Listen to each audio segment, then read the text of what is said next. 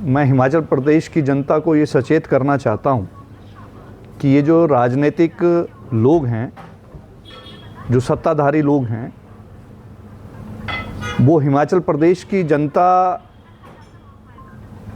जो उनसे अपेक्षा कर रही है उसके ऊपर वो खरा नहीं उतर रहे हैं।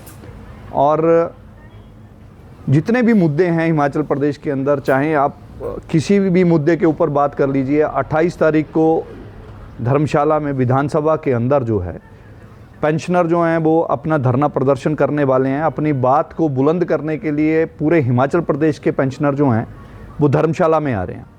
लेकिन अफसोस की बात ये है कि मैंने न्यूज़पेपर में पढ़ा था कि उस दिन हमारे माननीय मुख्यमंत्री जो हैं वो बड़ा बंगाल का दौरा करने की बात कर रहे हैं और उनका दौरा तय करवाया जा रहा है, ऐसी जानकारी मुझे प्राप्त हुई थी।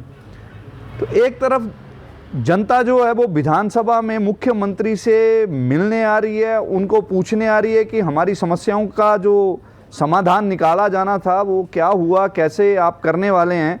तो उनसे बचने के लिए जो सरकार है वो इधर उधर भाग रही है। चाहे आप ठेकेदार के मुद्दों के ऊपर बात कर लो, कल कुछ प्रतिनिधि ठेकेदारों के जो थे वो माननीय मुख्यमंत्री जी से मिले और मेरी जानकारी के अनुसार माननीय मुख्यमंत्री जी ने ऐसी बात कही जो कि मैं समझता हूं कि जो उचित नहीं थी। जो जानकारी मिली, मुझे बताया गया कि जो ठेकेदार हैं उनके बिलों को आप भुगतान इसलिए नहीं किया जा रहा है जो 10 लाख से ऊपर हैं कि उनको लगता है कि शायद इसमें कहीं ना कहीं अधिकारियों की मिलीभगत है और कुछ ना कुछ इंटरेस्ट जो है वो अधिकारियों के हैं। लेकिन सोचने वाली बात तो ये है कि अगर मुख्यमंत्री जी को इस बात की जानकारी है तो उनको जो है उन अधिकारियों के ऊपर जो है वो एक्शन लेना चाहिए। और उन्हीं के पास जो है वो होम डिपार्टमेंट भी है, विजिलेंस भी है, तो उनको तो सीधे सीधे ऐसे अधिकारियों के ऊपर कार्रवाई करनी चाहिए।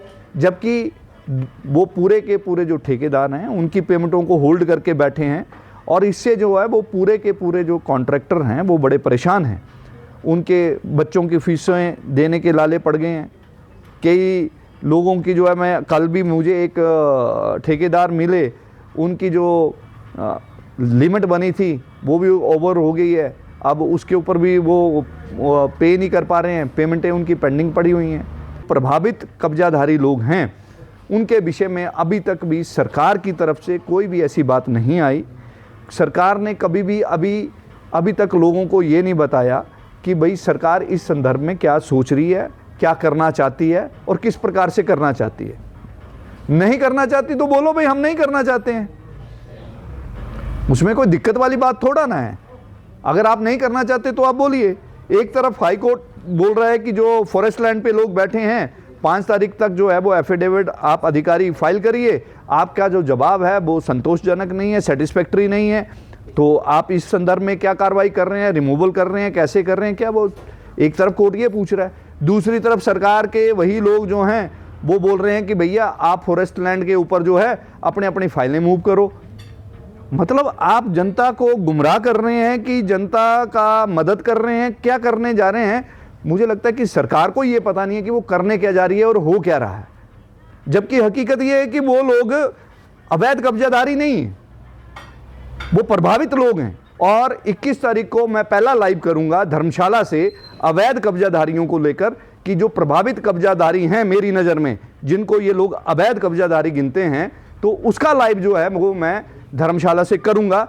और उसमें मैं चाहूंगा कि आप में से जितने भी लोग हैं, जिसको कमेंट करना है, जिसका विरोध करना है, वो विरोध समर्थन जिसको जो करना होगा वो कर सकते हैं, ताकि मैं आंकलन कर सकूं उन चीज़ों का कि हम लोग ठीक लोगों की लड़ाई लड़ रहे हैं, कैसे लोगों की लड़ाई लड़ रहे हैं, ताकि ये जानकारी जो है वो समाज तक पहुंचे। पक्ष तो दोनों तरफ से होते हैं, अच्छा भी होता है, बुरा भी होता है, लेकिन ये कितना बुरा हो रहा है। लोगों की एक व्यक्ति के घर से, एक गरीब के घर से उसकी छत ही चली जाएगी, उसका परिवार सड़क पे पहुंच जाएगा। और वो सब का सब किन के कारण होगा? अधिकारियों की नालायकी के कारण, नेताओं की नालायकी के कारण, उन लोगों की नालायकी के कारण जो है वो आज उनकी छतों जो है वो छिन जाएंगी। तो अभी विधानसभा में हम भी इन बातों को लेकर जो है वो राजस्व मंत्री से भी मिलेंगे, मुख्यमंत्री जी से भी मिलेंगे। और अभी तक हमने तो अभी यही निर्णय लिया कि एक बार तो जरा स्थिति को जरा हम पूरा आंकलन करेंगे और उसके बाद जो है भविष्य की रणनीति जो है वो आप सब लोगों के साथ साझा करेंगे।